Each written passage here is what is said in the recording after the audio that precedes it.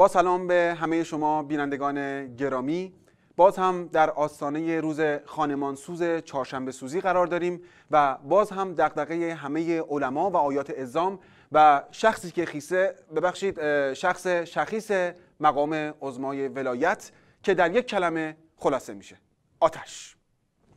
در خدمت سردار سرشیر ماسدار حسین شتوری، فرمانده نیروی افتضاحی کشور هستیم تا برامون از اقدامات پیشگیرانشون در رابطه با خطرات چهارشنبه سوری و مواد محترقه بگن.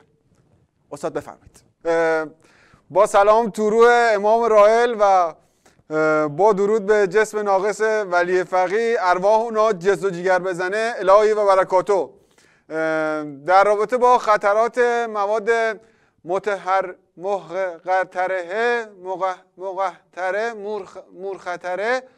مواد محترقه. آره همون. تا سال گذشته این مواد مواد محترقه، بله همون، مردشور این ادبیاتشون رو ببرن. اصلا همین کلمه رو میخوای بگی کلی سانحه برای آدم ایجاد میشه. همین اول برنامه ما رو سوزوند. میفرمودید؟ بله میفرمودم. ببینید، قبل از پاسخ به این سوال شما ما باید ببینیم دشمن چه کار کرده. دفتر و دیوان ما رو سوزونده، با همه ابزارش به صحنه اومده. شما نگاه کن، در زمینه موسیقی شما توجه بفرمایید. سوختن و ساختنم حدی داره، درد و نشناختنم حدی داره. ملاحظه کردید؟ تازه این فقط یه نمونه بود.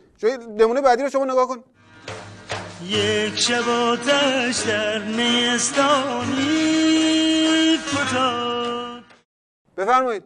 چیدن برامون، یعنی چیدن، این نقشه که طرح استکبار جهانی هست همینه. شما آهنگ بعدی رو گوش کن. وای دارم آتیش میگیرم دیگه، از غصه و غم دلم میخواد بمیرم.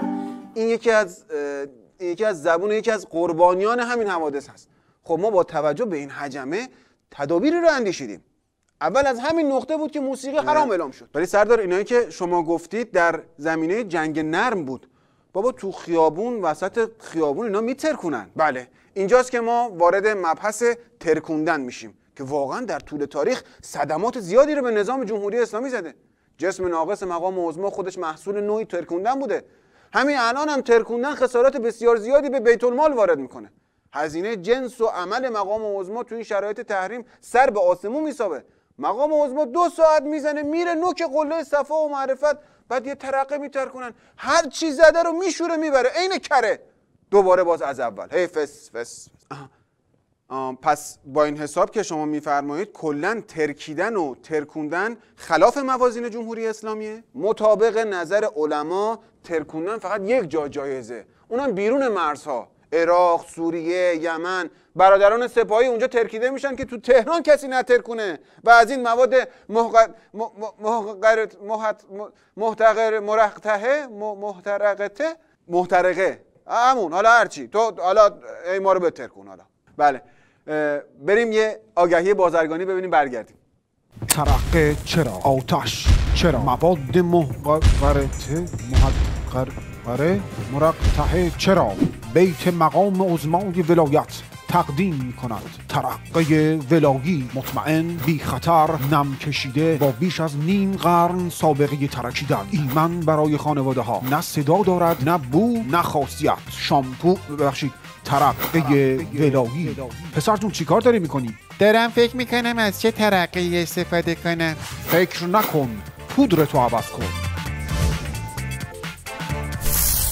ایوالله انفاسکم. چی بود پخش کردی شما؟ ما رو میخوای ضایع کنی؟ نمیدونم، بدم بتر کننه با همین مواد محترقه. خب بابا، حالا مثلا تو دانشمندی، الان مثلا خب بالاخره اگه مردم در روز چهارشنبه سوری آتش بازی نکنن، خب پس چه بکنن در این روز جشن؟ خب ما به صدا و سیما تکلیف کردیم که شب چهارشنبه سوری سریال جومونگو به طور کامل پخش کنه. سریال محمد شاه داریم براتون. تو قسمت‌های قبلیش ابی و داریوش اومدن. شب چهارشنبه سوری صحبت کردیم. اون خواننده است که میگه من آمده ام، وای وای من آمده ام. یا یه جای دیگه که میگه آتیش یک عشق کهنه دیگه خاکستری بود. این دفعه این میاد تو محمد شاه که نقشش هم آقای شریفی نیا بازی کرده. آتیش هم داره ترانش که دیگه میشه از رو همون تلویزیون بپرن دیگه. پس یعنی پریدن از روی آتیش مجازه. نه این که گفتم از روی تلویزیون بپرن دیگه. اما حالا خارج از این بحثی که داریم میکنیم، علما معتقدن آتیشی که یک مرد از روش بپره احوط آن است که دیگه خانوما نمیتونن از روش بپرن. این برخلاف آرمان‌های حضرت امامه. مگر اینکه وایسیم سرد شه بعد بپرن، که بعد با توجه به همین روزه‌ای که من از اول برنامه دارم میخونم بهتره که اصلا نپرن. یعنی جناب شطوری شما فکر میکنین که اگه صدا و سیما این فیلم‌ها رو پخش کنه دیگه کسی برای گرفتن جشن چهارشنبه سوری به خیابونا نمیاد؟ یعنی نمیان تو خیابونا. والا دیگه ما هر چی داشتیم رو کردیم دیگه. امام سرون آقا مجتبی خامنه‌ای هم هست، فیلم پاتختی عمه مقام عظما هم هست. اگه میخواید اینا رو پخش کنیم، ولی نرید جون مادرتون نرید آتیش بازی نکنید، میسوزید. من الان دارم میگم میسوزید. سردار شطوری یه تماس تلفنی با هم بشنویم تو این قسمت. آقا این تماس رو پخش کنید لطفا.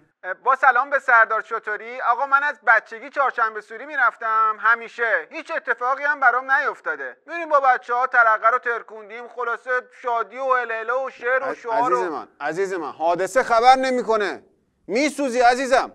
خب نه چرا بسوزم؟ اصلا سوختن نداره که. ببین آقا جان من گوش کن، یا آتیش میسوزونتت یا ترقه به آسیب میرسونه، یا اینکه گیر نیروی انتظامی میفتی که هم میسوزونتت هم به آسیب میرسونه. حالا خود دانی. میخوای شما برو از این مواد محرق.